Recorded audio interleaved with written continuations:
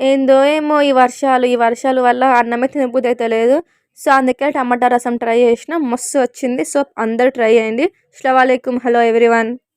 నేనొక 10 టమాటాలు తీసుకున్న చిన్న చిన్నవి. కట్ చేసుకొని కడాయిలో వేసుకొని కొంచెం పసుపు, ఉప్పు, కారం, చింతపండు వేసుకొని కొన్ని వాటర్ పోసుకోవాలి. తర్వాత ఉడకబెట్టుకొని మంచిగా ఉడికినాక ఒక 10 నిమిషాలు పక్కన పెట్టేస్తే చల్లగా అయిపోతుంది. చల్లగా అయినాక మంచిగా మ్యాష్ చేసేసుకోండి. తగినన్ని వాటర్ వేసుకోవాలి. మేము 2 మందిమే చేసుకుంటాను నేను. సో, కొంచెమే వాటర్ వేసుకున్నా. మీరు ఎంతమంది చేసుకుంటున్నారో అంతమంది చూసుకొని చేసుకోండి. చిక్కగా చేసుకోండి.